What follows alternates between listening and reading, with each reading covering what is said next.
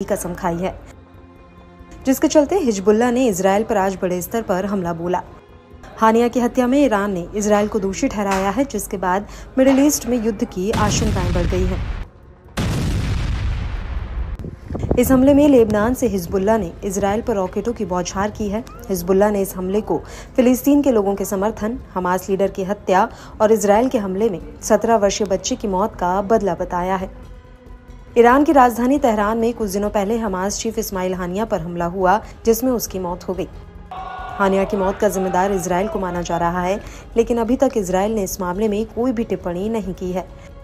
इन सभी के बावजूद ईरान के supreme leader Ayatollah Ali Khamenei ने हानिया की मौत का बदला लेने की बात कही है।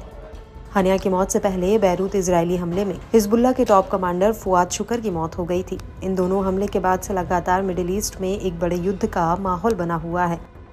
इसी माहौल के बीच इजराइल ने लेबनान में एयर स्ट्राइक की। इजराइल ने 3 अगस्त को लेबनान में स्थित हिजबुल्लाह के ठिकानों को निशाना बनाया। इजरायली फोर्स ने लेबनान के हरफा और कफर किला के इलाके में जमकर हमला किया। इजरायली फोर्सेस के मुताबिक इस एयर स्ट्राइक में हिजबुल्लाह को काफी भारी नुकसान हुआ है। इजराइल के किए गए हवाई हमले में हिजबुल्लाह के कमांडर अली नाजिया अब्द अली की मौत हो गई। फुआद के बाद एक और कमांडर की मौत हिजबुल्लाह के लिए काफी बड़ा झटका है, क्योंकि अली नाजिया हिजबुल्लाह के दक्षिणी क्षेत्र के मोर्चे और हिजबुल्लाह के कामकाज को संभालता था।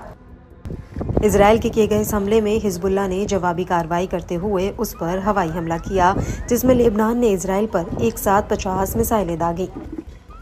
हालांकि हिजबुल्लाह के अटैक के बाद आयरन डोम एक्टिव हो गया है। इसका एक वीडियो भी सोशल मीडिया पर वायरल हो रहा है, जिसमें आयरन डोम हिजबुल्लाह की मिसाइलों को इंटरसेप्ट करता हुआ नजर आ रहा है। इस हमले में इजराइल में किसी भी तरह के नुकसान की कोई खबर सामने नहीं आई है। हानिया की मौत के बाद से ही ईरान ने इजराइल से बदला लेने की कसम खाई है। ईरान के संभावित हमले को देखते हुए इजराइल की मदद के लिए अमेरिका भी आ गया। अमेरिका ने इस क्षेत्र में युद्धपोत और लड़ाकू विमान भेज दिए। अमेरिका ने इस इलाके में एक विमान वाहक पोत भी तैनात करेगा, ताकि ईरान और उसके सहयोगियों द्वारा संभावित हमलों से इजराइल की रक्षा की जा सके।